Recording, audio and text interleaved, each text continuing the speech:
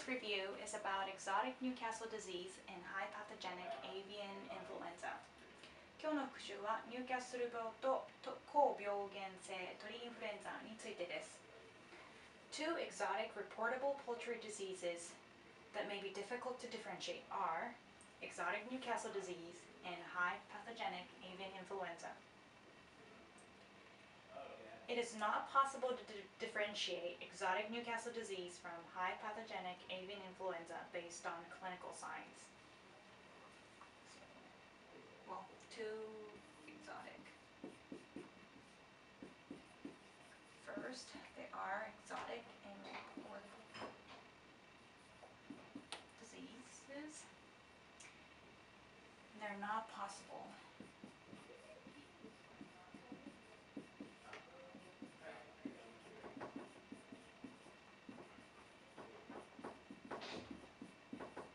Not possible to differentiate based on the clinical signs, so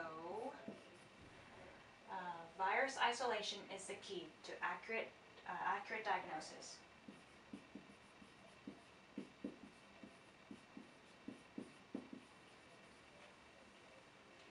Newcastle 病と高病原性鳥インフルエンザは、アメリカで届け出伝染病で日本では法定伝染病だと思うんですが、という病気で、臨床症状では、鑑別することが、不可能です。なのでウイルスの分離をすることが基本となっています。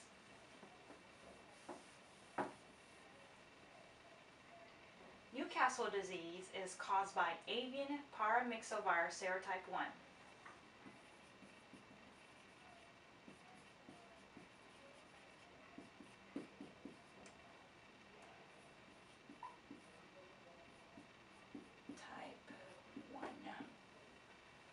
Paramyxovirus serotype 1. END, exotic Newcastle disease, is not present in the US. END causes very high morbidity and mortality in unvaccinated flocks.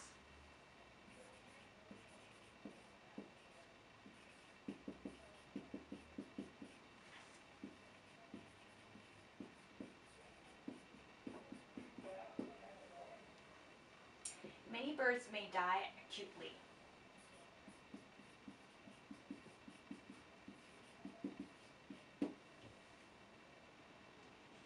Infection primarily follows contact with infected fecal or respiratory secretions.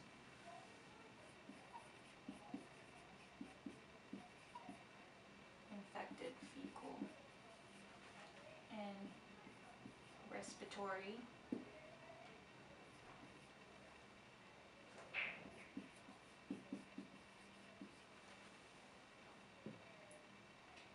END presents primarily as a respiratory disease, but also affects the digestive and nervous system. So respiratory, but also digestive, so GI and nervous.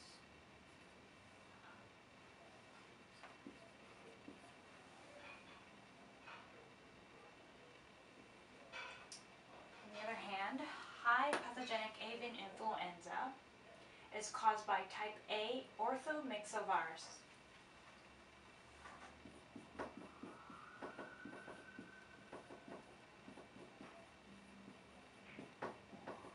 Myxovirus.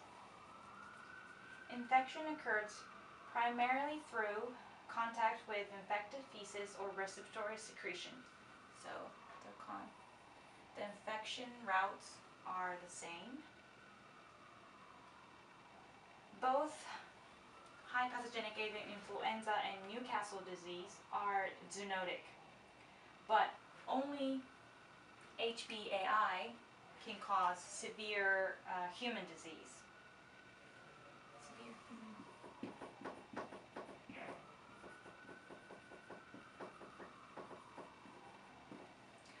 While exotic Newcastle disease merely causes conjunctivitis. And So they both have similar clinical signs. That's why it's hard to differentiate the two based on the clinical signs. But the thing to remember is edema and cyanosis of head, wattle, and comb can be seen on edema and cyanosis of head,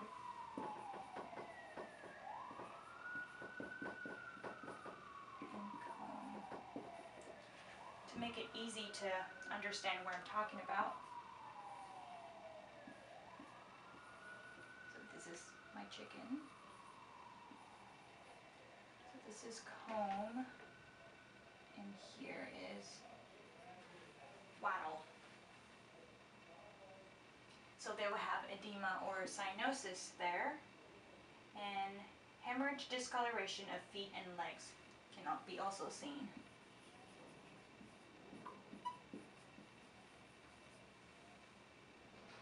Discoloration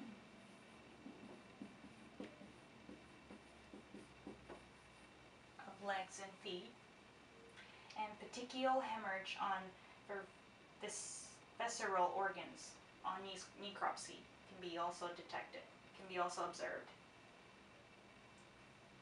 ニューカッスル病ではパラミキソウイルスによって起こり、アメリカでは見られていません。罹患率、致死率ともに高く、急性に致死に至ることが多いです。感染した鳥の糞や分泌物などを通して感染し、さまざまな症状を起こします。呼吸器系、消化器系、神経系などが侵されます。